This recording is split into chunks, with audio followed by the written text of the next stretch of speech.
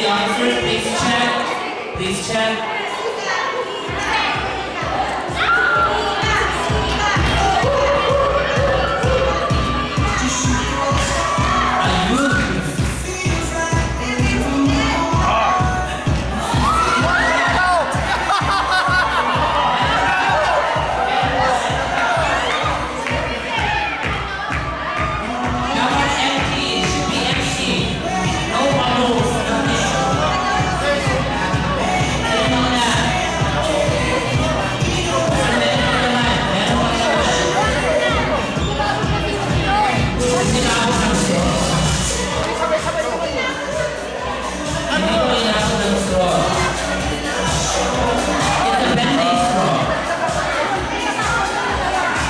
Okay, check natin.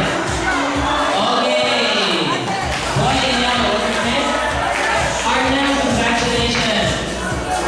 That goes to show that. I'm gonna finish that. Okay. Congratulations, Arnel. Please get your prize. Please get your prize. Okay. Last game. Let's have biscuit game. Game. Come on, Arnel. Get your prize. Congratulations.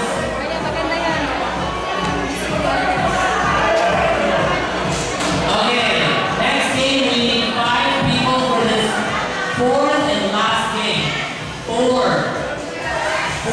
people. It's the 4th and last game. Come on. We need 5 for the biscuit game. Paano ito lalagay? Lalagay dito. Nagkakainin. Okay.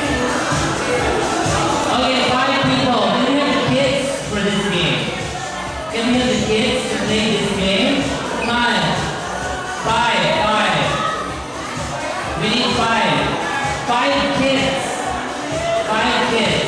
This time, this game is wholesome. No more beer, no more neck juice.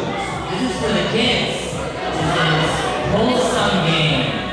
This is called biscuit game. So you put the biscuit on your forehead and then let it slide, balance it until it reaches your mouth and then you eat it. Okay, come on. You can get it. Come on, we need 5 kids for this game.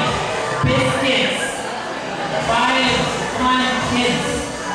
Biscuits dipped in neck juice.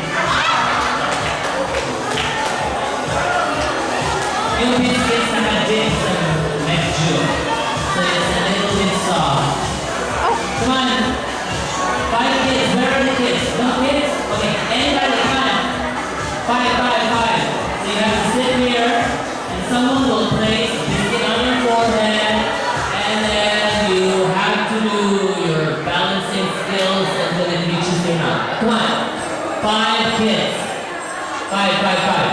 Kids or kids once. O-N-C-E. Come on. 5. Sino ba? Again, we have plenty of prizes for all winners. Come on. And even if you don't win, we still have to give you prizes. 5. Okay, sino? Can you please suggest some names? Anybody? Marcy, come on. Marcy, sino ba ba? Galaganan. We have 1. Bakit na? Anybody? Come on. Lahat na. Sali kayo. Okay. Lahat na. Sali kayo. Ay, tatlo. Over here, please.